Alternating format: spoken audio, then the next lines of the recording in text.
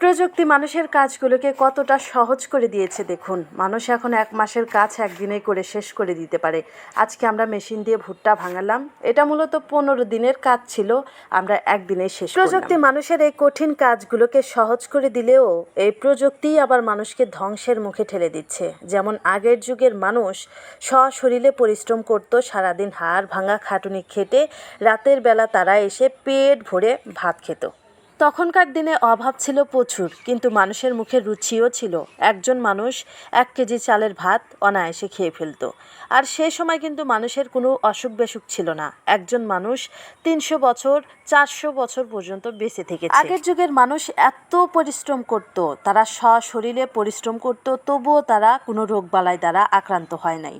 তাদের হায়াতও ছিল অনেক, তারা খেতেও পারত, মুখে রুচিও ছিল।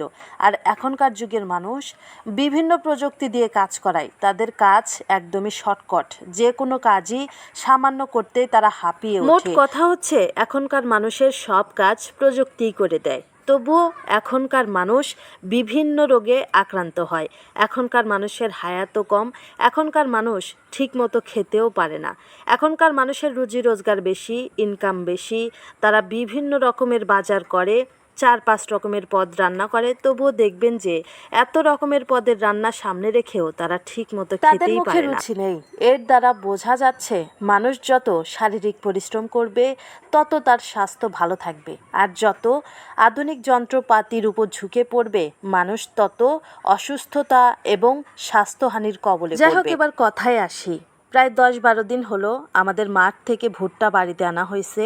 সবগুলো ভুট্টা আমরা বারান্দায় রেখেছিলাম, কারণ 10-12 দিন হলো ব্যাপক বৃষ্টি হচ্ছে।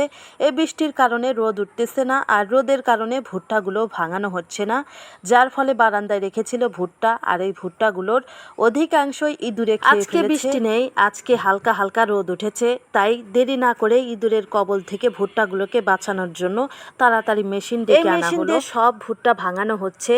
যদিও আজকে রোদ একটু কম, যেহেতু গত দিনগুলোতে বৃষ্টি হয়েছে, যতটুকুই রোদ উঠেছে সেই রোদেই ভুট্টাগুলো দেয়া হচ্ছে। আপনারা হয়তো অনেকেই জানেন না যে ভুট্টা যদি একটু ভেজা থাকে, ওই ভেজা থেকে কিন্তু গাছ হয়ে যায়, অনেক বড় ক্ষতি হয়ে যেতে পারে। তাই সামান্য রোদেই ভুট্টাগুলোকে ছড়িয়ে দেওয়া হচ্ছে, বাতাসে সামান্য শুকালেই আর কোনো রিস্ক থাকবে না। যাই হোক বন্ধুরা, ভিডিওর মাঝখানে একটা কথা বলি, আর সেটা হচ্ছে যদি ভিডিওটা আপনাদের কাছে ভালো লেগে থাকে দয়া করে লাইক, কমেন্ট, শেয়ার করে দিবেন, আর আমার এই ছোট্ট চ্যানেলটাকে সাবস্ক্রাইব করে দিবেন।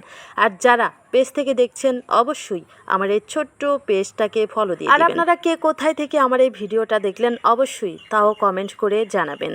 যেহেতু আজকে একটু রোদ, তাই কিন্তু সবাই হাতে হাত লাগিয়ে কাজ করতেছি, কারণ যে কোনো সময় আমার বৃষ্টি হতে পারে, আর বৃষ্টি হলেই তো আবার দুর্ভোগের কোনো শেষ থাকবে না, তাই এত জুলুম করে কাজ করা। ভিডিও শেষ প্রান্তে চলে এসেছি, সবাই ভালো থাকবেন, সুস্থ থাকবেন।